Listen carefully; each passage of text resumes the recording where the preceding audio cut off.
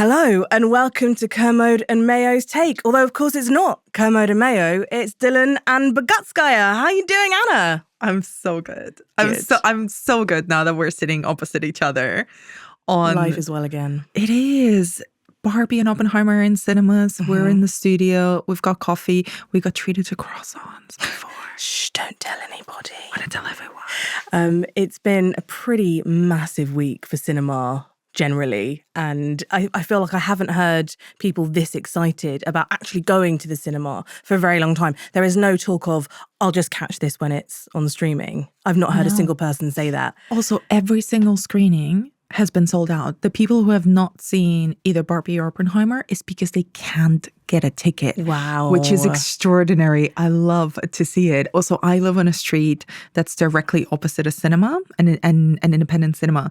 And every time I walk out or go back home in the evening, I see periodically a line of people around the corner just queuing up to see probably Barbie. I think they're mainly screening Barbie. Sure.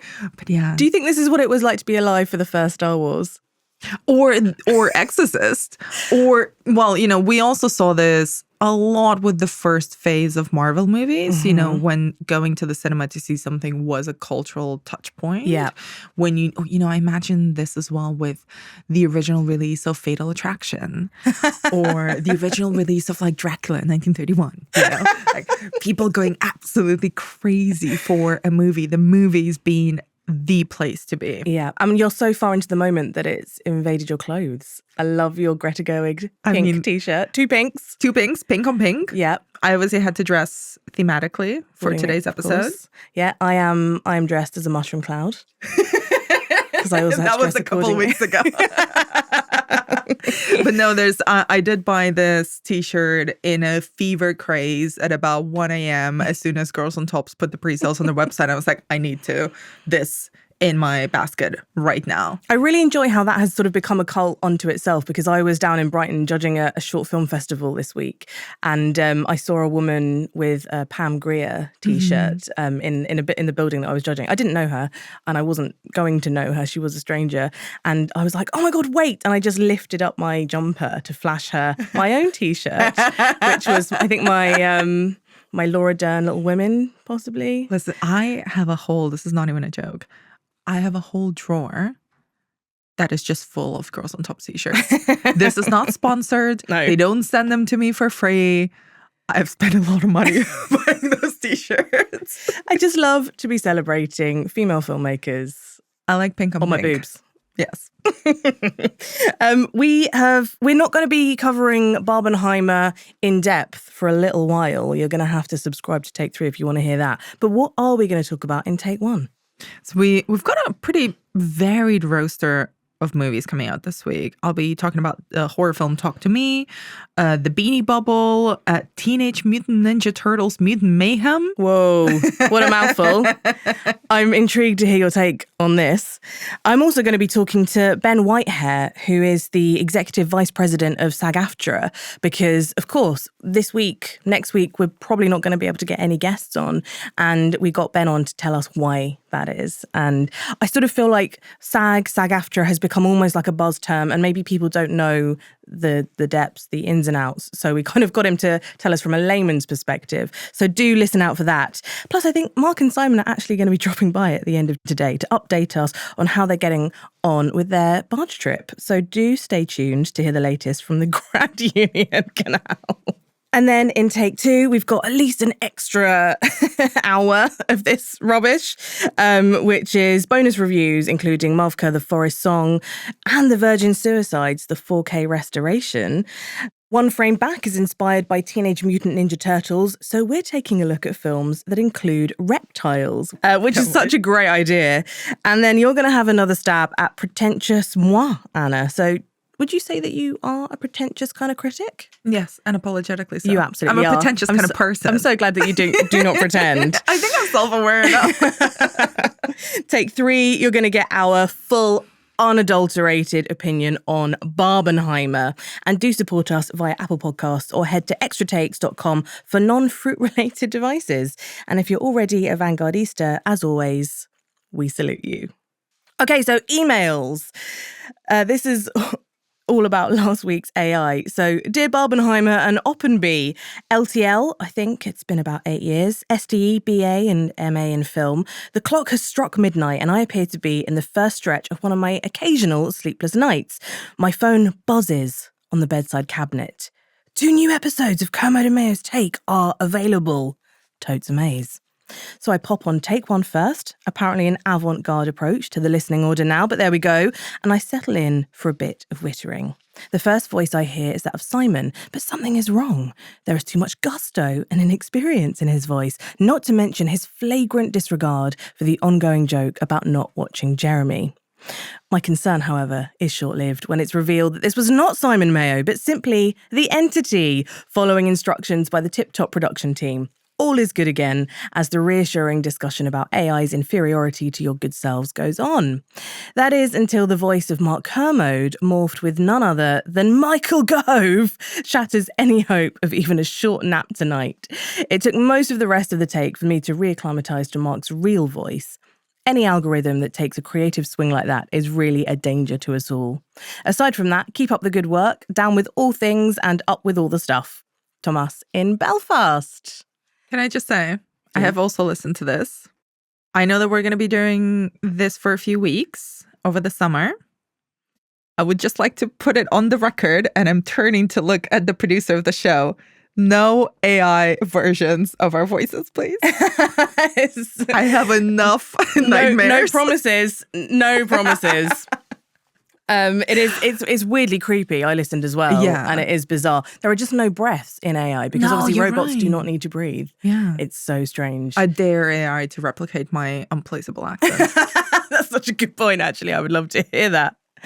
Next email saying, hello, I was listening to an oldish episode of The Take last night. Helps me sleep. I feel like people often go to sleep to The Take. I always every night listen to podcasts when I'm trying to fall asleep. I listen to The Famous Five, which I just got an email today about the casting announcement for Nicholas Winding Refn's BBC series. You told me about this. I've never even heard of this. The Famous Five is an iconic British institution. Enid Blyton series about 4 children and their dog Timmy, who go off on lots of adventures. And it was the sound of my childhood because I had it on audiobook then. And I now have it on audiobook to go to sleep. That is so sweet. Yeah. Are you excited about the announcement? I cannot wait. And it's such a weird thing because it's so old-fashioned. Mm-hmm. But I love it so much. So anyway, I listen to Famous Five, you listen to podcasts, and Penny listens to The Take to go to sleep. So she said, when you were talking about checking things that are turned off before you leave the house, it reminded me of a time I didn't do that. A few years ago, my husband got some tickets for us to go to a free preview screening of Nowhere Boy at the View in Shepherd's Bush. Off we went, got ourselves comfy, good central seats, settled down to enjoy the film. It was about to start when I remembered that I'd put a pan of beetroot on the stove about an hour before we left, and I didn't remember turning it off.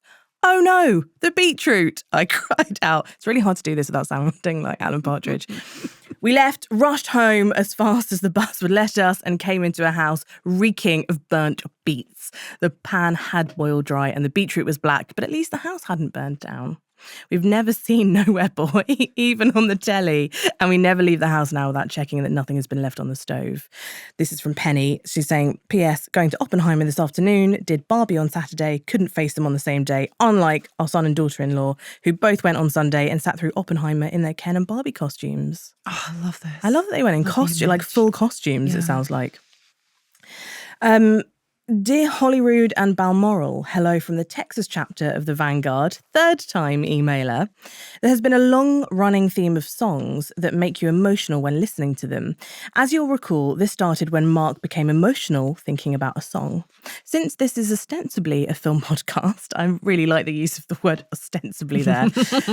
What is a movie that makes you emotional just to think about? Whenever Moonlight comes on or I start thinking about it, I have to mentally change subjects before I start to tear up, remembering the beauty and the pain of such a remarkable film. What is that film for you?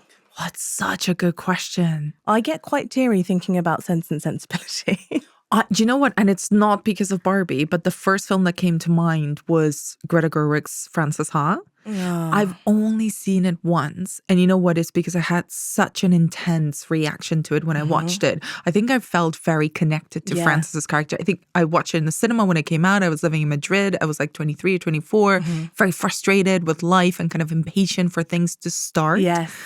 And I was just glued to the seat. I remember going to see it with my partner at the time and him just not being able to get me to stand up from the seat. I was weeping. Wow. And then I had a similar experience with Lady Bird. Maybe it is a Greta Gerwig thing.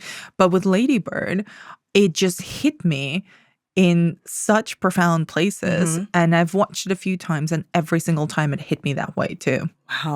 Wow. And I can't really talk about them that much more because then I will start crying. Because you are going to start crying. I had a similar reaction weirdly to watching Tully. With Charlize Theron. Oh, I was thinking of a different one. You think of Sully? I thought of Sully and I was thinking, Rhianna, what?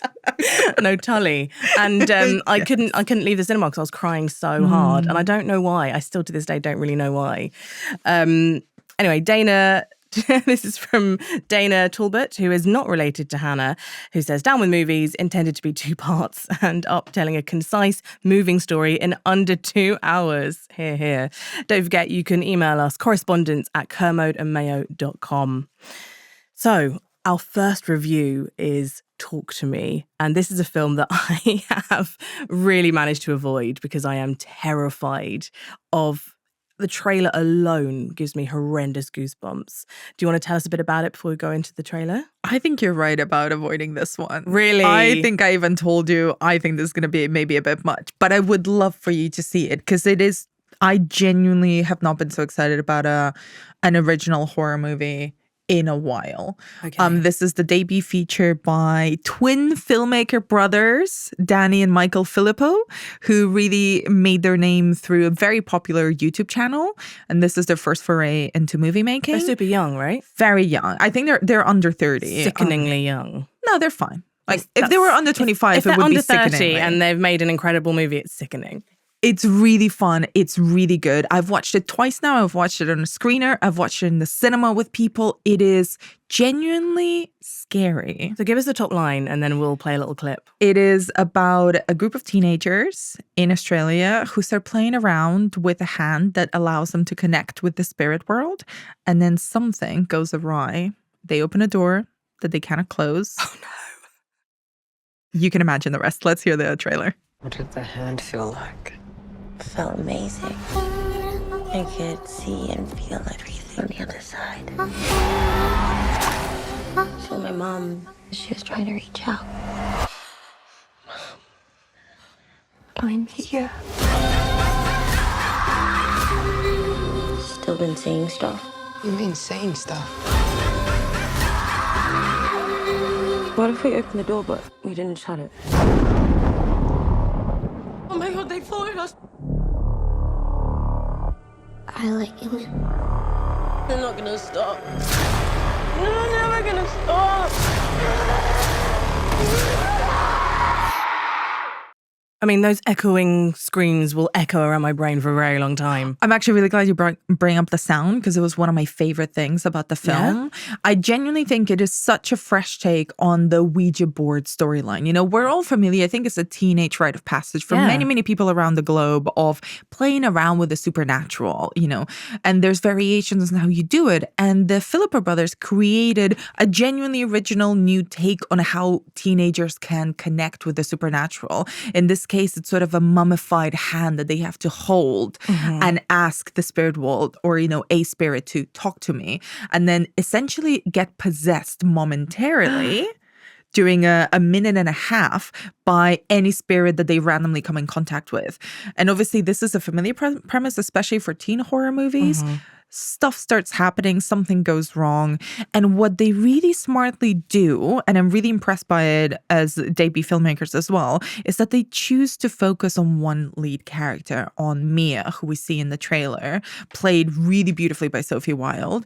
And we kind of as much as we meet all these kind of teenage fun and brutal in a way that only teenagers can be characters, we then really zero in on her experience and her connection with the supernatural. We also learn that her mom has died, so she's grieving or trying to process death.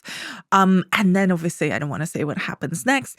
It is genuinely scary. It is spooky. The sound design is magnificent. When I watched it in the cinema, I kept turning around to be like, is someone making a weird noise behind me? Oh, really? And then realizing that it was the sound design. Oh, wow, that's impressive. So I something that I definitely did not pick up when I watched it first on a screener. So it's one of the reasons why I would encourage listeners to go and check it out in a cinema.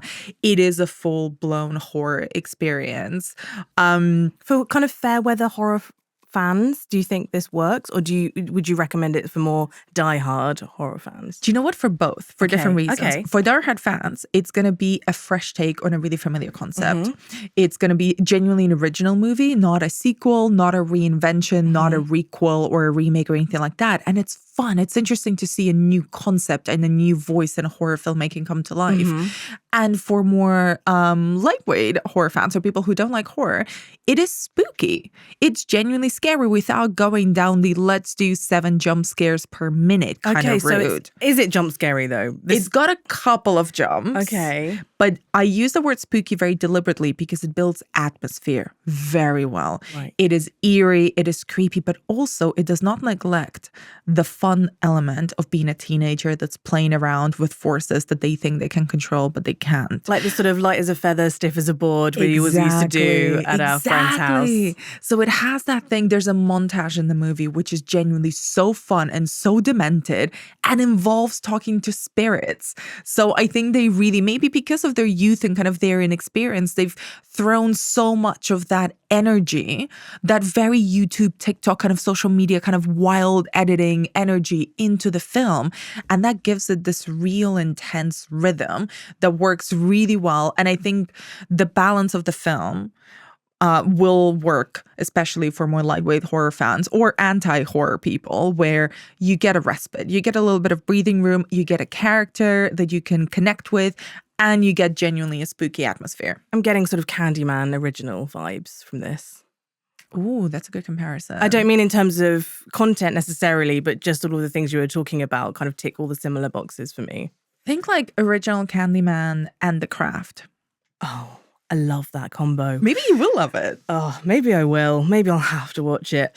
So still to come, we have what? Got the Beanie Bubble with Yep. a star-studded cast. And let's see how many times I can say this without muddling my words. Teenage Mutant Ninja Turtles Mutant Mayhem. Nailed it. First time. We've also got Ben Whitehair, of course, talking all things SAG-AFTRA and strikes. And we'll be back before you can say Teenage Mutant Ninja...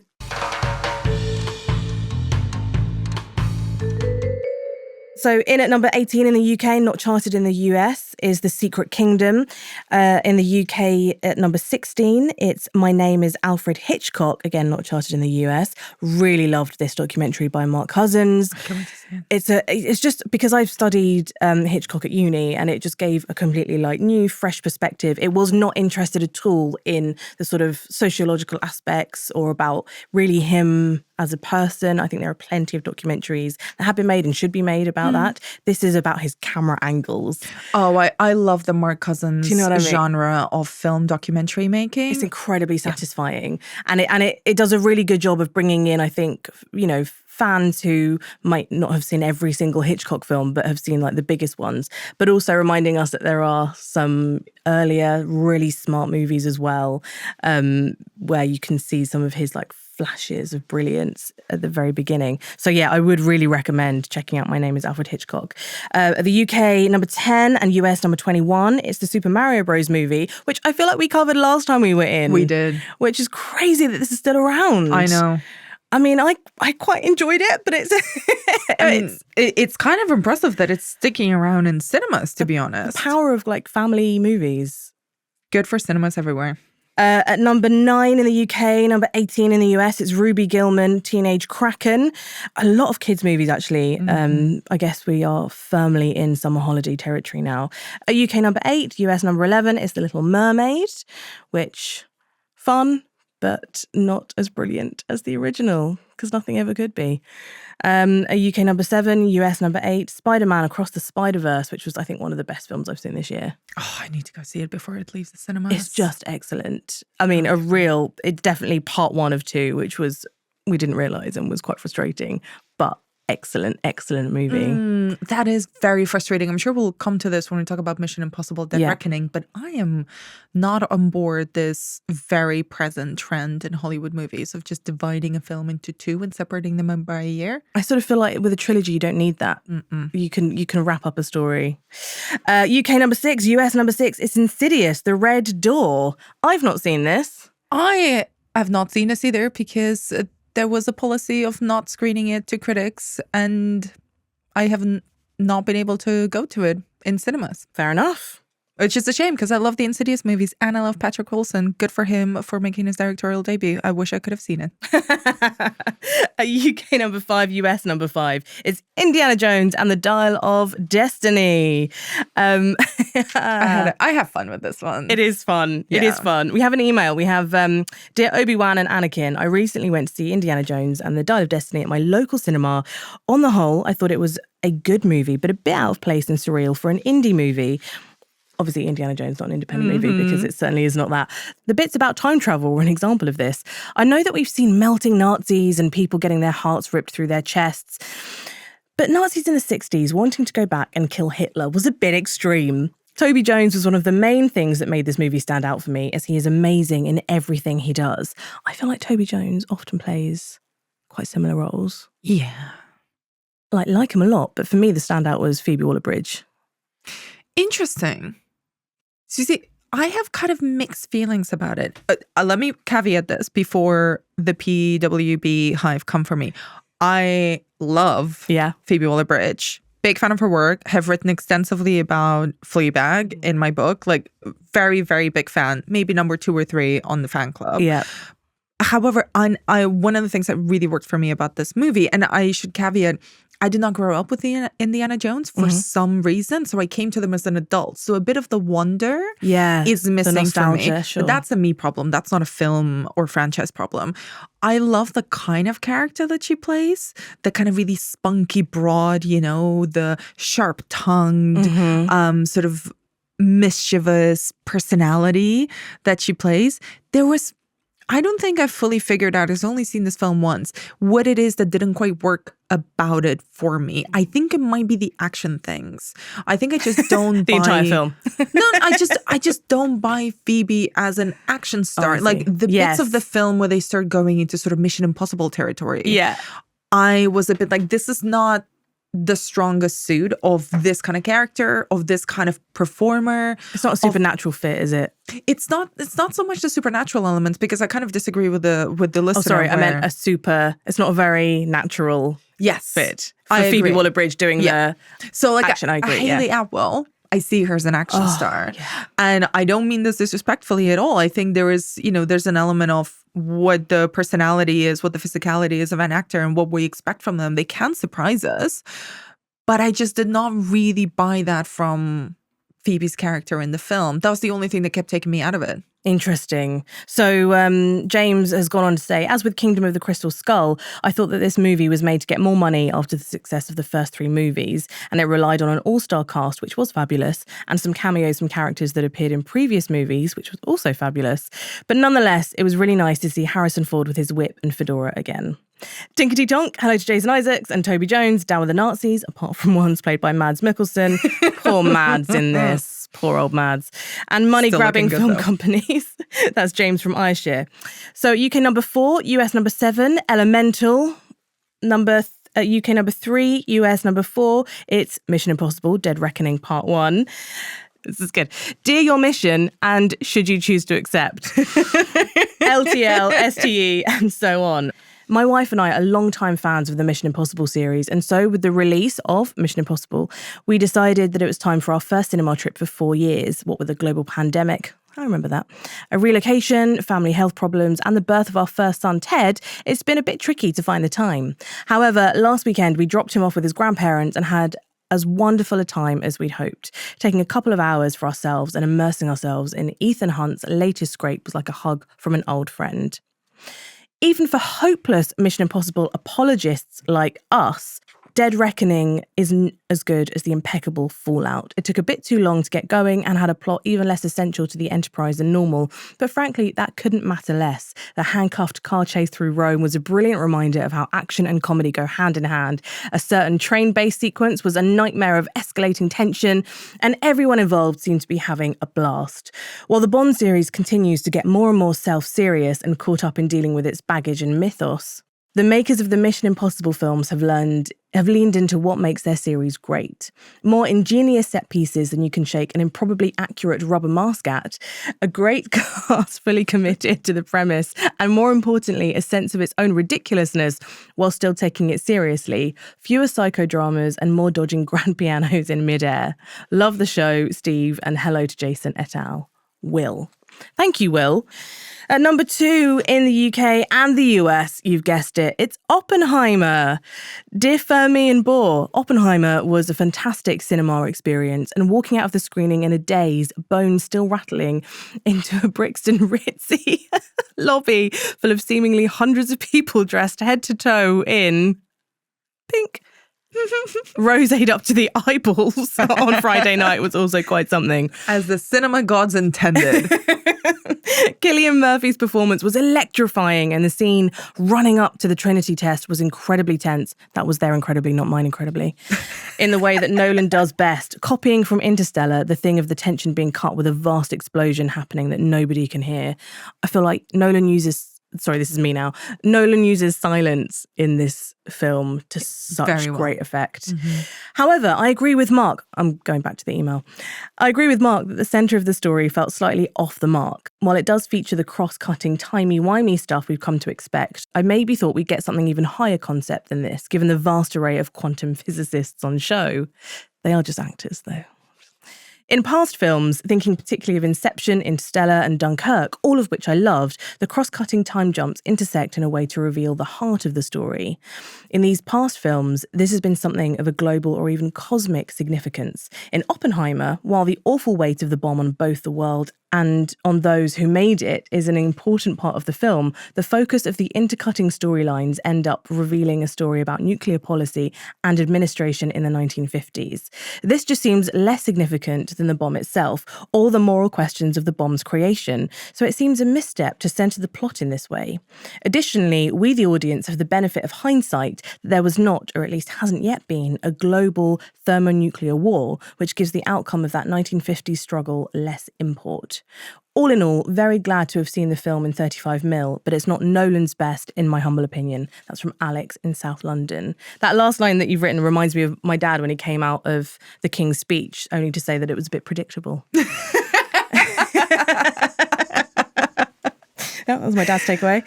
That is a good point. We haven't lived through. We knew one of the crux of the issues that was surrounding the film was whether or not the whole world would go up in flames. I mean, you can say that about any historical film or any biopic. Yeah. We know what happened. But I think this is both. But they didn't, crucially. No. Well, arguably, did they, though? We could philosophize about it and say maybe they kind of did, because are we on the brink of another nuclear war? Probably. Not to get too intense so early on, but probably. Yeah, it's always on our minds. So we're going to give our proper takes. Yes. In take 3. What is your sort of top line on Oppenheimer, though? So I think one of the greatest interests and one of the greatest downfalls of this film is its own concern with the weight of genius.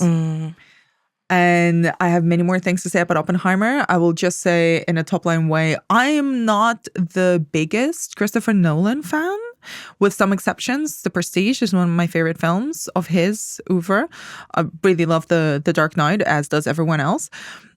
But Oppenheimer, I was trepidatious because I have not loved the previous few that he's made, but I greatly enjoyed it. I greatly enjoyed it both as a historical drama and as a biopic that was trying something very different to what the formulaic biopics usually have done, especially in the last 5 years or so. But I'll have much more to say in take 3 when we do our unrated, unlimited Barbenheimer special. Fantastic. I have to say, just as a vehicle for Cillian Murphy being recognised as one of the greatest actors of our time, I am so here. Just his for face Oppenheimer. in close-up in 70 million IMAX. Just cinema, baby. It is. It really is. Dear Fat Man and Little Boy, LTL, second time emailer. I'm going to take Fat Man.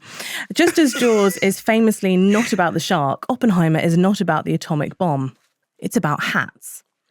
Director Christopher Nolan puts Oppenheimer, played wonderfully by Cillian Murphy, in his trademark pinched front fedora, and he looks great in it. Did you notice that none of the other lead characters gets to wear any hat? Einstein is awarded a smoking cap, yes, but all the physicists and top army personnel working away in the New Mexican sun are bareheaded at a time when wearing a hat was a normal feature of men's style. The key comes at the very end, no spoiler, when someone dons a hat to accept their doom. Oppenheimer has, of course, been doomed from the start. I'm so into this reading. Love this tech. This is great. It's so minute. I love it. It's a great film, yes, long and complicated and a bit redolent of Tinker Tailor Soldier Spy with so many men talking in rooms. But Nolan does justice to a complex and vital story. Love to Jason, Klaus Fuchs and any other member of the British nuclear establishment. Cheers, Mark McCurgow, who has got a PhD in nuclear physics from the University of Birmingham a long time ago. So he knows what he's talking about, and he's talking about hats. I love it. I'm really glad Physicists, that email they're came not in. like us.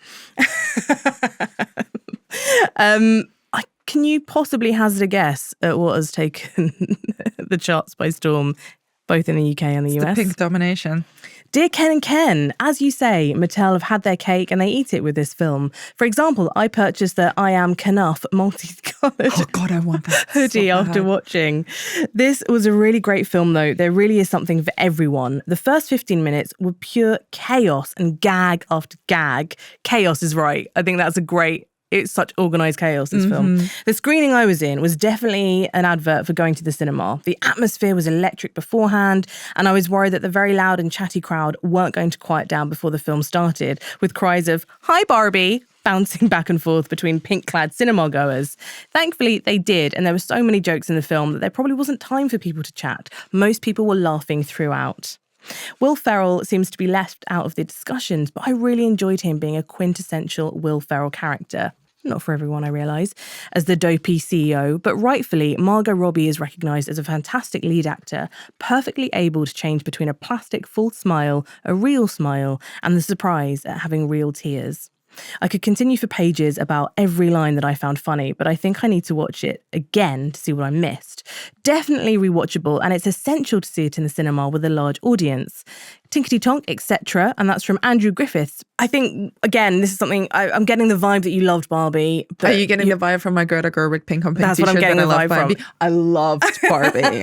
I loved Barbie. I have a lot of thoughts on Barbie. Some of them are kind of icky. Some of them are kind of complicated because of the whole Mattel, situation, which we should not ignore. I think it's valid to discuss that without insulting the film. I just want to echo what you said. I love Barbie as a film of contradictions. It should not work, but it works. It's organized chaos. It's emotional artifice. It's so completely unpredictable while completely fitting a brief of what you expect sort of a Barbie doll come to life movie to be. It is genuinely a stroke of sort of genius, and it's high femme cinema.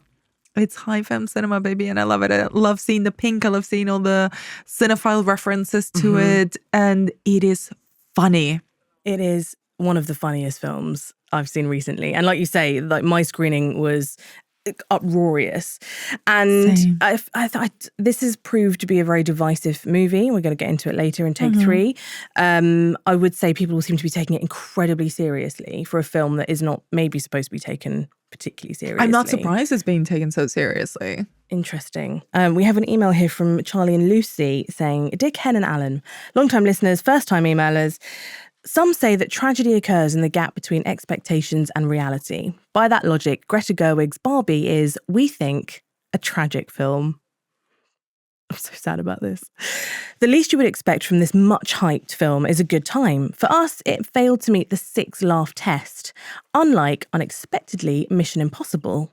Gerwig on the podcast said this film was for everyone. We are not parents, but we felt Barbie lacked the universal appeal of the Lego movie.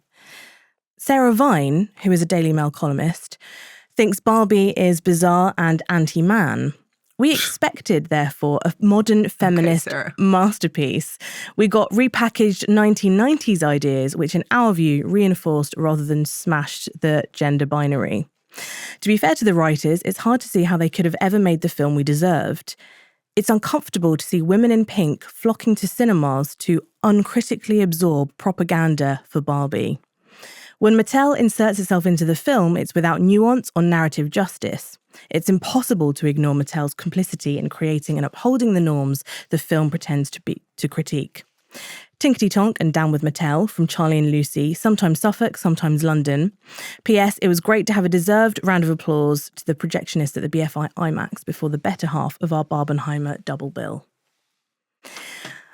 Anna, what do you think? I have to say, the one line in that I really take issue with is it's uncomfortable to see women in pink flocking to the cinemas to uncritically absorb propaganda for Barbie, because the word uncritically feels very patronising in that sense of the idea if you're excited about a movie and you're going to dress up because you're excited about the film, that you aren't going to approach it with a kind of critical eye.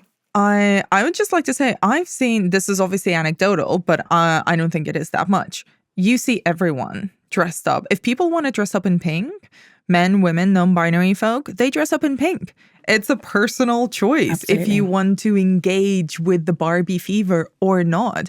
Nobody's forcing anyone to engage with it. Nobody's forcing people to say, hi Barbie, hi Ken to each other.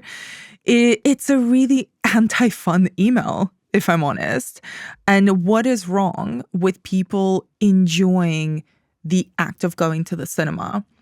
With what, if this was a different movie, if this was an Avengers movie, I don't think those emails would have been sent. I don't think people have been said, oh, well, you know what, this is an anti-human movie because it's about superheroes who aren't human. It's about mutants or it's about aliens or whatever. I think there is such an anti-femininity aspect to our current culture. Anything that is heightened, anything that is pink, anything that is extremely feminine, overtly, performatively feminine, I don't think in this day and age, in this level of media literacy that we all have existing between constantly shifting trends, visual language, social media, TV, streaming, cinema, YouTube, everything else, our understanding is no longer uncritical. We are fully aware that this is a product that's been turned into a movie. I have a lot more thoughts about that in Take 3, but as a main thing, we are aware that this is a Mattel product. Mattel is also not the first brand that has now decided to make movies. Far from the first. They have learned from other people's mistakes, but I'm not here to defend a global corporation at all. But I do think there is this rabid kind of desire to go against the hype, and the hype machine for Barbie has been extraordinary.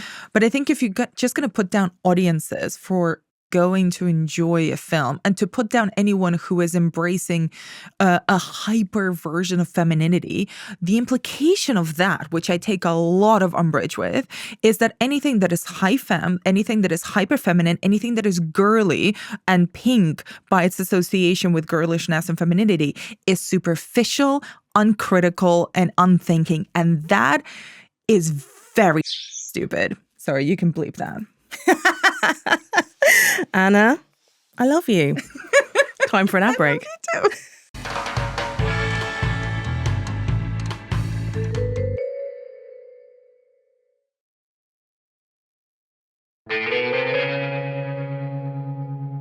So today's guest is the Executive Vice President of SAG-AFTRA, which is the Screen Actors Guild, the American Federation of Television and Radio Artists. And what I didn't realise until very recently was that it now includes podcasters as well. Because obviously last time they went on strike, podcasts certainly weren't a bigger thing as they are now. So especially if you're fiction podcasts and if you're behind the microphone and everything like that. So it's a kind of fascinating organization. But I did want to drill down into exactly what the union was. So that's what I asked. So Ben, you are the executive vice president of SAG-AFTRA. So can you just explain for some listeners who might not yet know what SAG-AFTRA stands for and who the union represents? SAG-AFTRA is one of the most prominent labor unions in the world, if I do say so myself. And we represent about 160,000 members. We basically represent anybody in front of the camera or behind a microphone.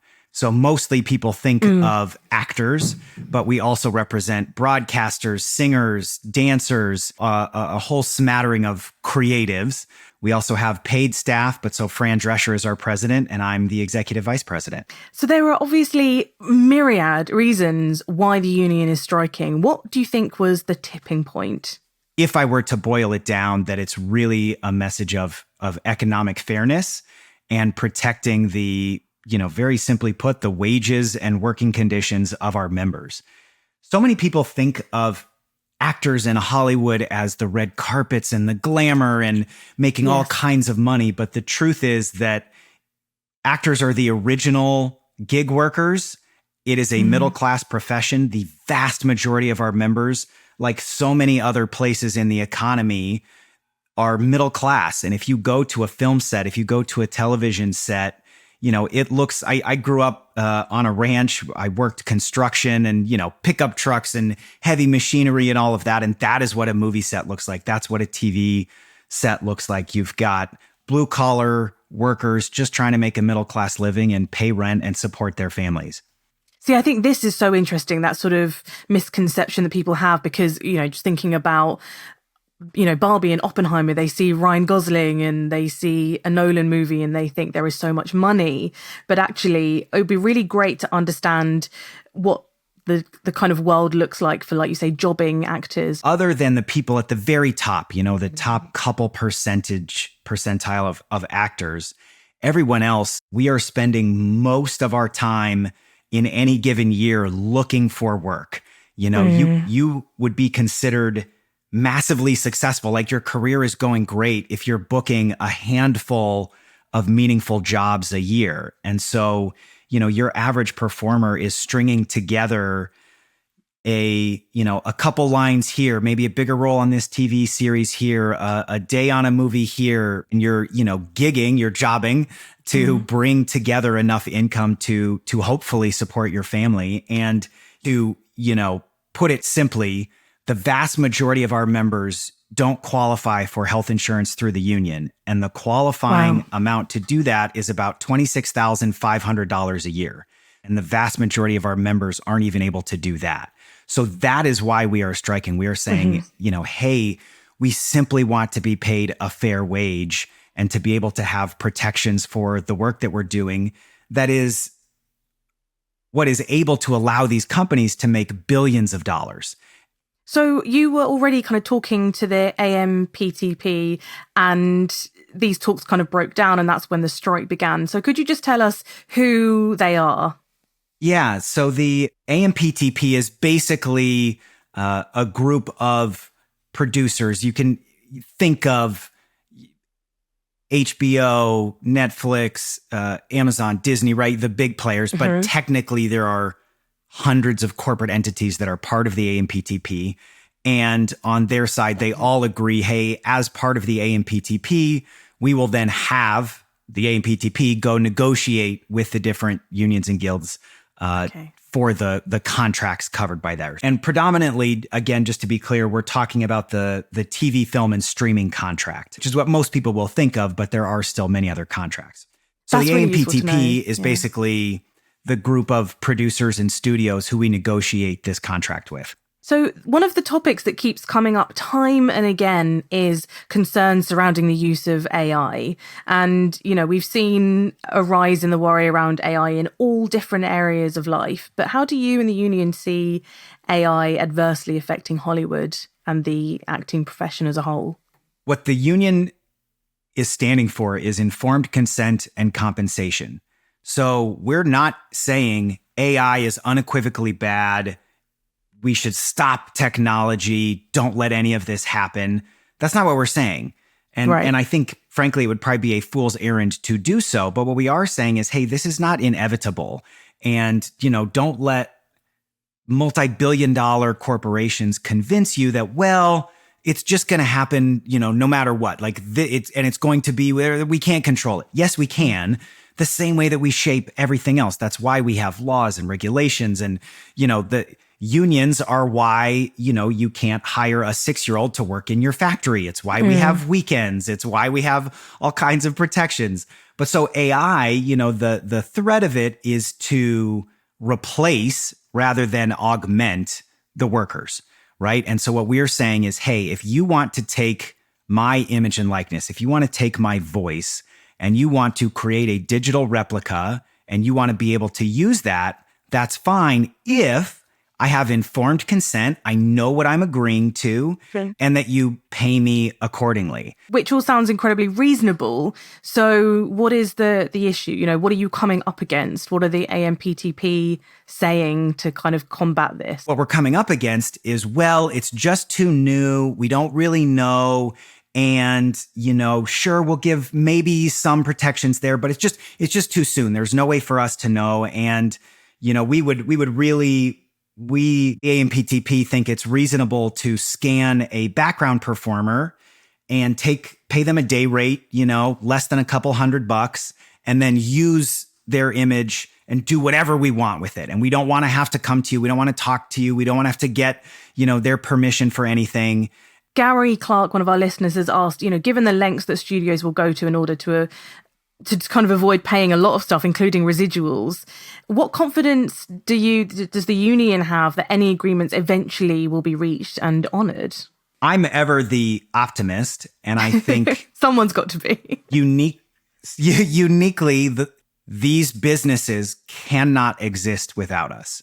Literally, if you do not have performers, you eventually will cease to exist as a company, because that is literally what the company is. Movies and television and entertainment, like that is what they are selling. That is why people pay a subscription. It's why they pay their cable bill. That is literally the reason why. So without that, they are unable to continue to exist. So I do believe that we will reach a point where we will get to a fair contract. I hope it's sooner rather than later. We have been ready. We said on day one, we are willing, able, ready to come back to the table and have conversations as soon as they are willing to have, meaningfully engage in these really key issues. And I think the other thing that has changed is the way the industry works. So 20 years ago, you make a movie, it goes in theaters, and then maybe it plays on cable.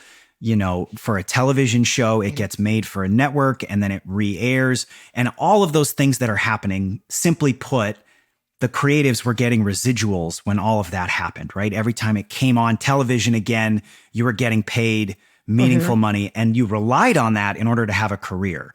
And with streaming, the model itself changed very dramatically, where the shows are not re-airing on network. They're either starting and staying on streaming, or they air once on television and then go to streaming. And it can get very complicated, but simply put, the residual structure, the amount of money we get in residuals, is very different in these different models. And so what we're saying is, hey, you, the companies, changed the business model. You didn't check in with us. That's fine. You thought you have a different way to make billions of dollars. Great. It's working. Last year, the biggest studios collectively made $10 billion in profit with $80 billion in revenue. And mind you, a lot of that revenue they're reinvesting, so those could be profits. So they're making money, and they changed the business model. And we're saying, hey, that's all well and good. We just need to update the contract based on the new business model. That's it. We can't operate on a contract that existed when literally streaming didn't exist. So if, the model does then change to include people actors, etc., getting more money up front then instead of residuals on the streamers especially, does that mean, for people listening at home, that their Netflix and Amazon Prime subscriptions are going to go up? How do you think that's going to affect people who are consuming this content? I believe that large corporations have dramatic incentive to blame us for those costs going up, right? If they have an excuse where they go, oh, it's not that we actually want to buy back shares of our company and expand shareholder profits. Let's just say that it's the creatives. Let's say that it's them. That's why we have to raise your subscription prices. Yeah. And then they'll get mad at them. The truth is, these corporate CEOs are making hundreds of millions of dollars. I don't see them offering to take a pay cut. The last offer from the AMPTP would pay actors less money. We would get a 5% pay decrease in real dollars than we made 3 years ago. So I guess one of the big questions that we sort of noticed, certainly last time that there was a writer's strike, there was a kind of cutoff with projects that used to be long running. Suddenly the seasons were shorter. So we really kind of felt the writer's strike. So does this strike across both yours and the writers, does it mean that projects are going to be pushed back, or does it mean that there's going to be just like an absence of content for a few months or years because of the strike? It's challenging to predict in some way. There are certainly projects that people have already filmed that are, completed. Eventually, if the strike continues, you will see content both disappear. You're not going to have the next season of something. There are, films and television shows that are in the middle of filming that can't keep going right now, that are not going to air. You will see less and less content. And as wonderful fans and consumers of entertainment, what we're all used to of, hey, there's a new movie on my streaming platform. There's a new show that I can watch on television that I can get that, every week there's more amazing content coming out and I expect the next thing. And, all of that will stop. It's already slowing down, and then that will come eventually to an end. You cannot make new content. You can only recycle old content. And so for anybody who wants new movies to come out, who wants new television, who wants the next seasons of things, who want a sequel of your favorite movie, who want your favorite filmmaker to make another movie, in order for that to happen, we need to get to a fair deal. We've got a really nice question actually from Emily Lind, who's asked, what's the best way for movie and TV fans to support the strikers? And I suppose especially here in the UK. These are great questions, by the way. You have fantastic listeners. The best way to support, there's a number of things you can do. And certainly, for our union siblings, both in America and across the globe, SAG-AFTRA is a part of FIA, the International Federation of Actors.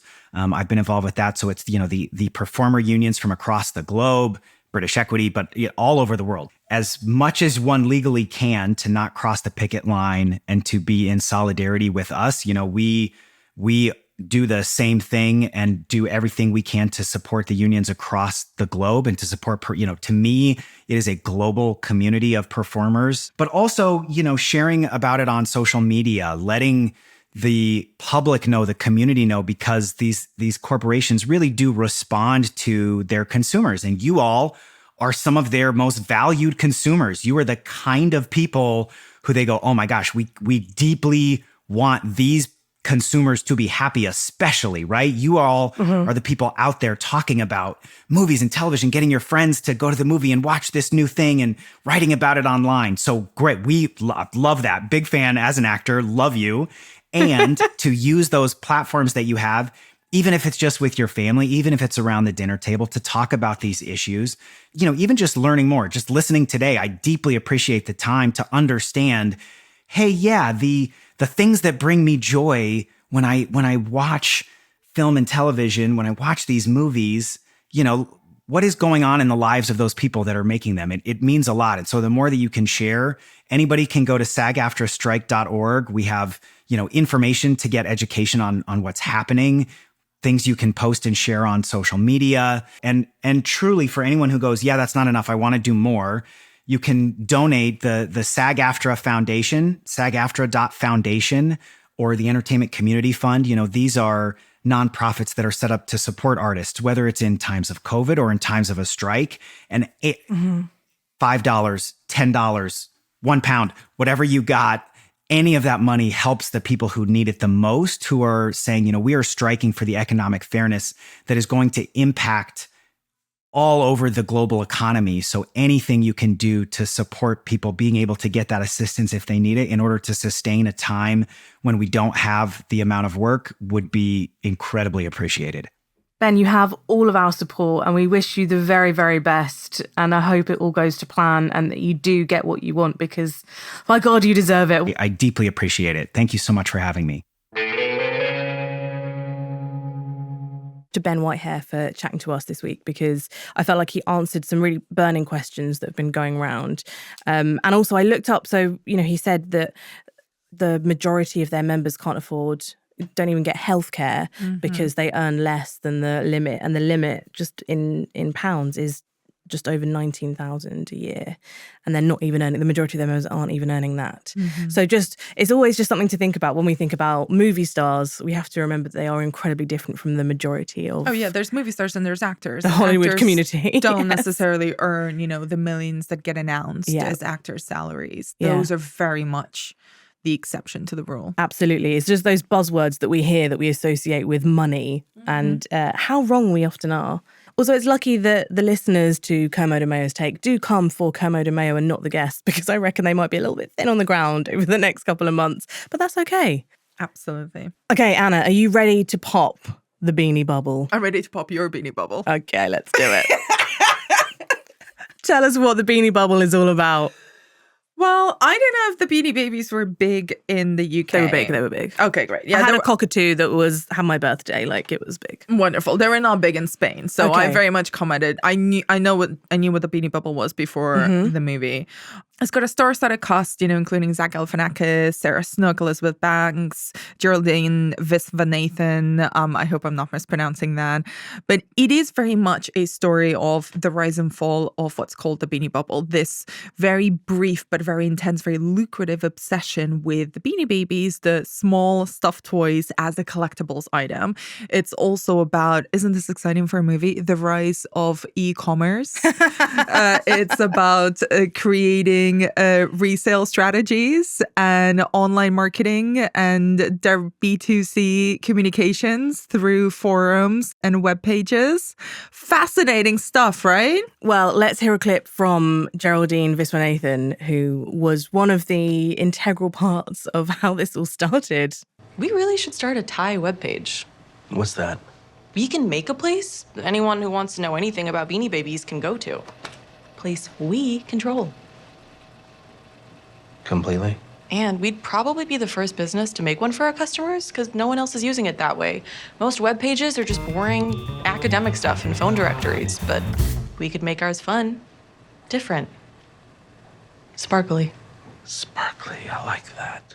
Or pink if you're Barbie. Or both. Or both. So Geraldine Viswanathan, I knew from Blockers. Same. And I remember thinking she was so brilliant in that because it's so rare to have like a sort of young Asian actress who is given really funny roles and really smart roles. And it's nothing to do with her ethnicity. And I really appreciated her in Blockers for that reason. And then seeing her in this, she was by far the best thing in the Beanie Bubble. I couldn't agree more. I think she was the funniest character in this, the lightest performance as well, the most frustrating storyline too, because she's so brilliant and so forward-thinking. And she is based on a real woman who is dubbed, again, the mother of e-commerce or something like that. Or, one of the creators or originators of e-commerce, as we're all dominated by that now. But this is not a good movie. That really was you bursting the Beanie Bubble there. Yeah. Did you enjoy? Was that good for you? That was good for me. Thank you. That was exactly as I was expecting it to be. So my main problem with this movie is that I don't think it knows what it wants to be. There is a trend right now of essentially movies about products and movies about marketing, right? And movies about the act of selling, which is quite interesting in and of itself. Because Tetris came out, right? Like that felt like... There's Blackberry, there's Air, Barbie even, we could have a whole conversation about that. But the Beanie Bubble is so unbelievably dull visually, which is shocking considering that it's about very colorful plush toys. Yes. And it does And in the absolutely 80s and nothing with that. 90s. Exactly. And at the center of it is this big, huge personality of Ty, who's played by Zach Galifianakis, who is one of the founders of the company that makes these toys. And I don't think it has decided what it wants to be. Is it sort of like a failed girl boss story? Because all the female characters in this film all fail and are all messed about by Galifianakis' character. And so it's kind of a really disappointing story to watch, especially nowadays where I'm kind of really done with stories about mediocre men this was sort of failing. This was the weirdly frustrating thing, because if the point was supposed to be about all of these, because you have these three incredible women, including Elizabeth Banks and Sarah Snook, and we obviously have very high expectations for Sarah Snook post-Succession, and they just sort of made her a girlfriend and a mother. You know, what does she actually do for her career? We barely see that. And I think that was the worst thing about this, is that it was sort of packaged as pretending to be one thing and actually was so far from that, because Ty, this sort of overbearing character, was still the center of attention throughout. And we were just having to watch how they all tied into Ty. And I suppose it would have been really fun to see the same movie, but Ty as sort of this enigmatic presence that we maybe just hear in the background. I think the same film could have been made with all of them at the forefront in a very, very different way. I completely see what you mean. It's sort of pitched as an inspirational, what really happened kind of story, but it plays out completely differently. It's very dour. Yeah. And it's quite boring. It's boring visually. There's no really interesting characters, with the exception of, Geraldine's character, which does kind of really stand out, I think, because of her strengths as a performer. But by the end of it, I was so bored.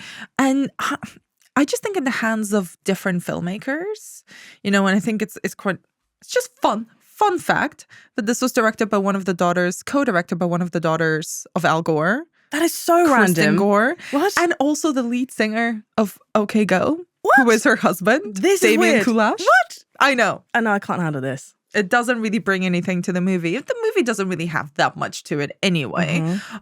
It is a footnote in this trend of marketing movies that we're getting. And to be honest, I wouldn't really recommend making time to watch it, only if you're extremely hungover one day.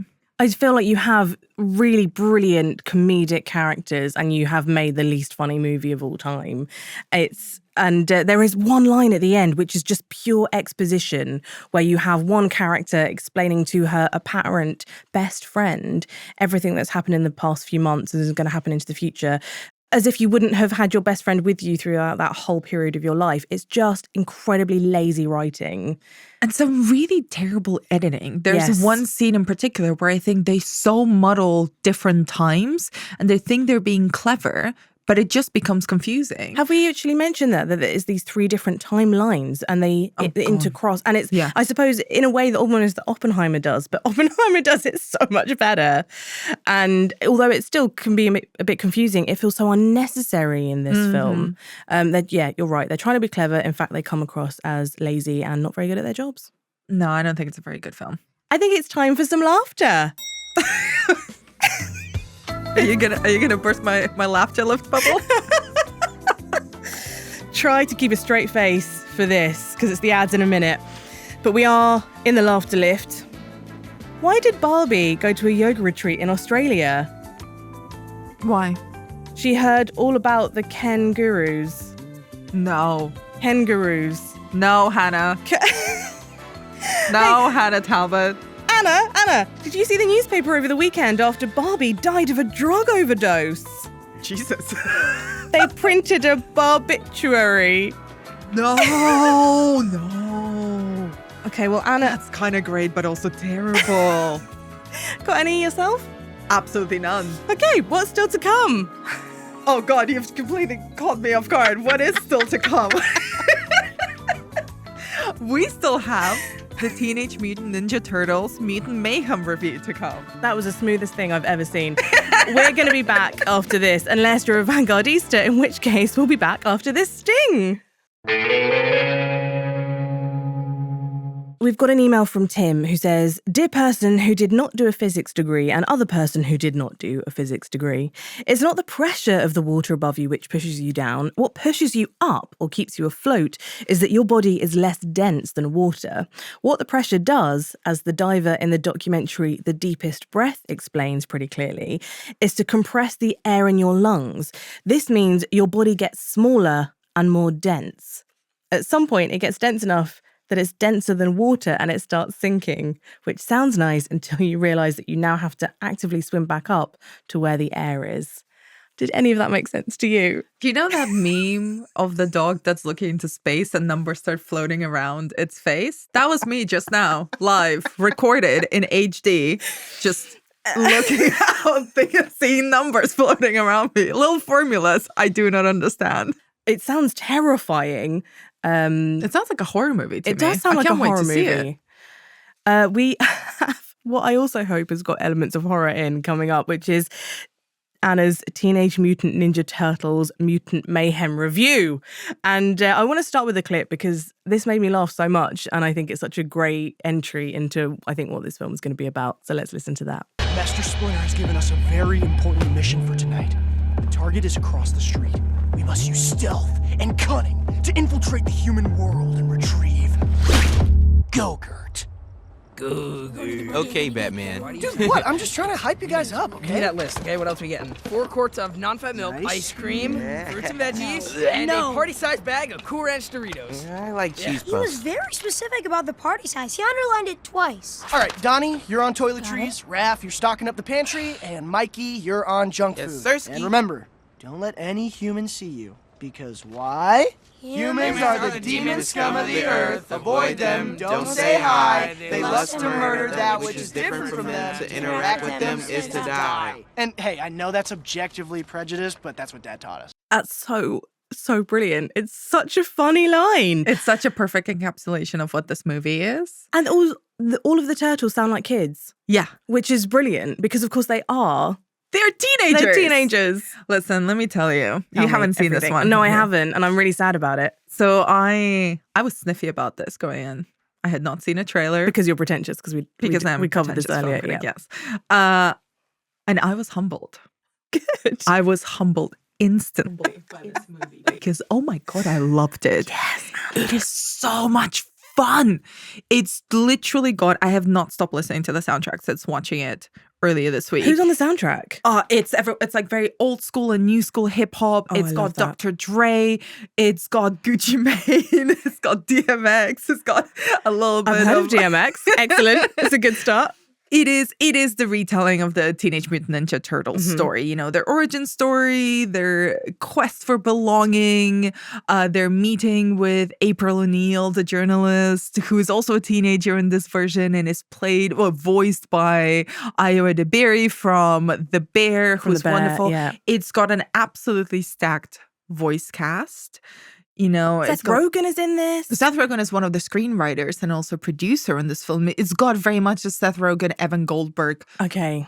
prints all over it. It's very much their sense of humor, very sort of, you know, almost nostalgic throwback to the 80s and early 90s. You can see that in the music as well. You can really feel it. I recommend finding that Spotify list if you can. It's got a really wholesome vibe to it. Like you mentioned, they sound and they feel like teenagers. Making April a teenager also really, really works in the story. And the animation style. You know, if somebody does what I did not do, and I did not watch any trailers before going to see it, I loved the almost felt to pen style of the animation. It worked beautifully. It was sort of, you know, something that sorry, let me say that again. It was something that worked well with this almost nostalgic, you know, 1990s or late 80s feel to the rest of the movie. But if people haven't seen the film, if people haven't ever come across anything to do with the Teenage Mutant Ninja Turtles, can you just give us like what is it? So there is ooze that is green that these baby tortoises interact with, and they grow and become humanoid mutants who are growing, and they're teenage boys. They are adopted by a rat who also gets mixed up in the ooze, and the rat becomes their father figure, voiced by none other than Mr. Jackie Chan. Wow, in Master the film. Splinter And then himself. there is another set of mutants who also were created in the same lab, interact with the same ooze, including a super villain, which is a housefly that's been made into a giant mutant. Who's that a played by? villain called Superfly, voiced by Ice Cube. Ice Cube. That's great casting. Then there's Natasha Demetriou, there's John Cena, there's Paul Rudd. Everyone is in this, and they're all usual play a suspects. different kind of mutant. Uh-huh. I don't want to spoil the different kinds of mutants you get Okay. in this, but it is truly glorious.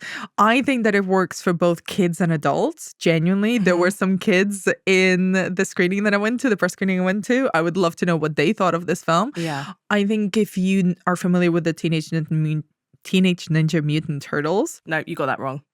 Teenage Mutant Ninja Turtles. If you're familiar with them, it will work for you because it does feel like a really interesting, fresh take on the familiar property. At the same time, if you've never heard of them, it gives you all the beats of the story, the origin, their powers, their names, what they're like, and also it refreshes it. You know, it is really rooted in that era in the late 80s and 90s. It's very rooted in New York City and kind of that culture. But then again, it works, I think, for everyone. And that's a really difficult task to accomplish for a film. And obviously, one of the main issues with Barbie is that, who is the audience? And does it do that thing where they make adult jokes that go above the head of kids in this film? Or is it genuinely like kids, like the Lego movie where we can kind of it's a leveler? I think it does have some jokes that will go above the head of kids. I'm not a parent, so perhaps I'm not very good at judging what works for kids or not. But it strikes me as though it will help. It will help adults watching this movie and tap into that nostalgic funny bone, but it's still wholesome enough that it will work for kids. And who is your favorite Teenage Mutant Ninja Turtle? Oh God, I did not even think about this. I want to say Donatello, but there is one, I can't remember why, it just came to mind, but there is one turtle in this movie which has very funny rage issues, and I loved him. He's the one with the red bandana. Okay, good. And at one point he needs to activate his rage and just goes berserker and flips over a truck. And I can see why that would appeal to you, Anna. Thank you. I'm glad my essence comes through. But the other turtle just says to him, "Oh man, that's great, really handy for our task at the moment to save the city, but also please go to therapy." Okay, I already love this movie. Time for this week's listener correspondence now. Email yours to correspondence@kermodeandmayo.com. Let me entice you to some film-adjacent improvisation. Improv the Dead will be improvising a brand new Of the Dead zombie movie on the 2nd and 3rd of August at 7:30 p.m. at the Hen and Chickens in Islington as part of the Camden Fringe in London. It's going to include mind violence, zombie death, fake blood, and lots of silliness. Buy your tickets now at tinyurl.com/CamdenZombies or find us on the Camden Fringe website. How to Bury a Dead Mule tells the story of Norman Clements, my grandfather, a Royal Irish Fusilier, his time in the front line during World War II and the subsequent attempts to reconnect with family on returning. It's a one-man show, and I'm at the Pleasance for this year's Edinburgh Fringe from the 2nd to the 27th of August. And the cinematic connection, the action takes place in the Old Tonic Cinema building in Bangor, Northern Ireland. At one stage, Ireland's largest cinema. Come watch us, Pleasance Theatre, this August, and you might even learn how to bury a dead mule properly.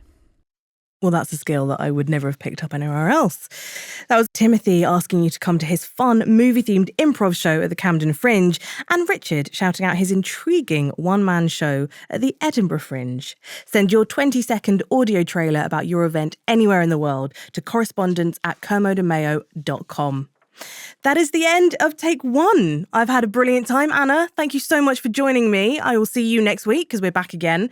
This has been a Sony Music Entertainment production. The team was Lily Hambley, Ryan O'Meara, Gully Tickle, Matthias Torres, Teddy Riley, Beth Perkin was the assistant producer, Michael Dale wrote the guest notes, Hannah Talbot was the producer and redactor at large. And Anna, what has been your film of the week? I'm really tempted to go with the Turtles, but it has to be Talk to Me. Nice. We will be back for take 2, and we've got our Barbenheimer special in take 3. So please do join us for that. But if not, we'll see you next week. Thanks very much. Bye. Beautiful. Thanks very much for watching this video. I hope you enjoyed watching it as much as we enjoyed making it. While you're here, check out all the other videos because they're cool too, aren't they? Yeah, and if you want to keep up to date with everything Kermode and Mayo's Take, then check out our social channels. I mean, why wouldn't you? I mean, I would. I have done. Excellent.